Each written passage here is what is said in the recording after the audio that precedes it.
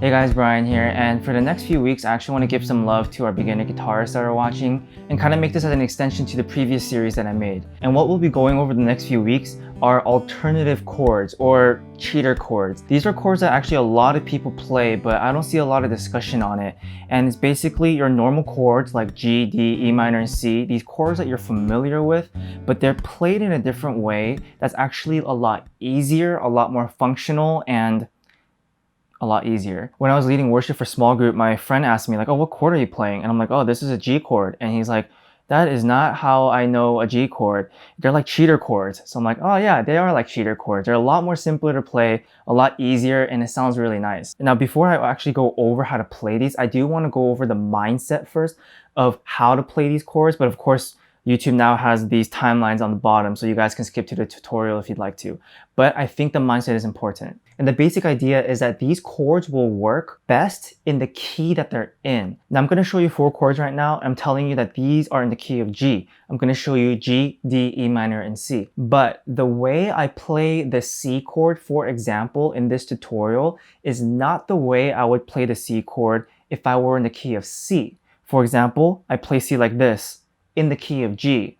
But if I'm in the key of C, I'm going to play C like this. Now there is certainly some overlap, but the main idea is that each set of chords that I show you is best played in that key. So in the next coming weeks, I want to show you the set of chords that I would play in a certain key that makes it a lot more easier to play and it sounds a lot nicer. All right, let's dive right in.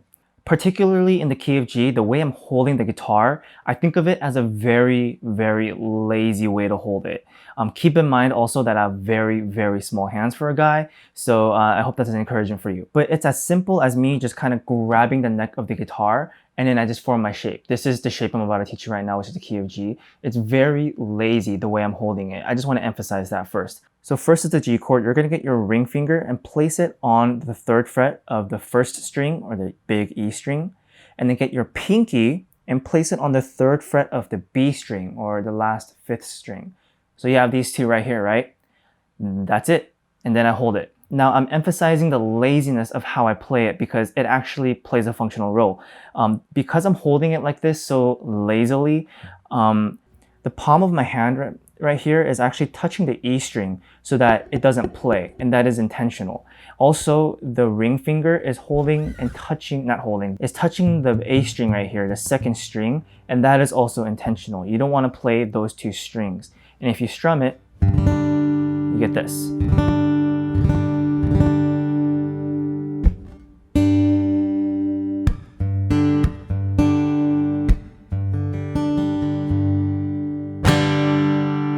So that is G. So the next chord is D. I'm going to release the ring finger and I'm going to place my index finger on the 2nd fret of the G string right over here. And then what I'm going to do is my thumb, because it's already there, it's going to spill over and hold on the 2nd fret of the E string. Yes, I'm actually playing that 2nd fret. Okay, and that is it. So what I'm doing here is sometimes my ring finger is just going to slightly touch the A string just because it's already there, and that is going to mute it.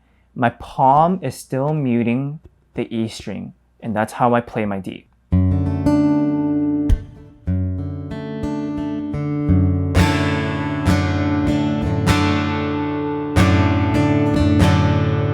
All right, next is E minor. I'm going to get my index finger and place it right on the 2nd fret of the A string, right over here. And my index finger is also going to be touching the D string, so that isn't going to play.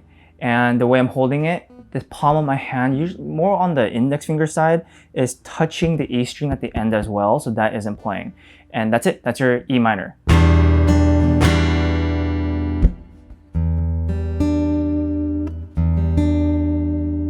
And now the last chord is C. All you're going to do is get your ring finger and place it on the 3rd fret of the A string. The ring finger is going to be touching the D string, and then the way I'm holding it, the palm of my hand is going to be touching the E string. So this is my C.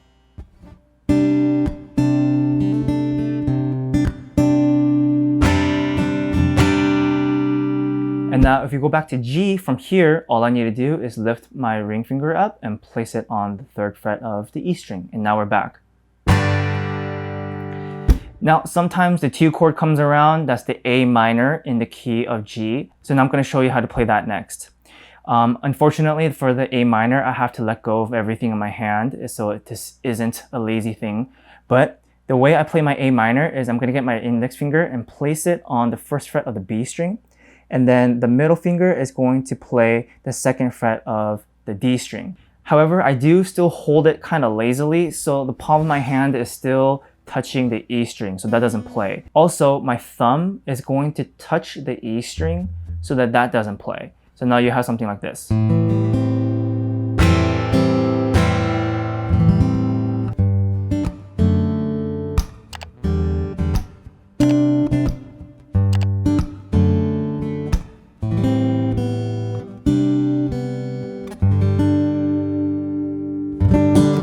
I hope that made sense. I know there was a lot of aspects to it where you have to mute, and I place my finger in a certain place so that it doesn't play a certain string.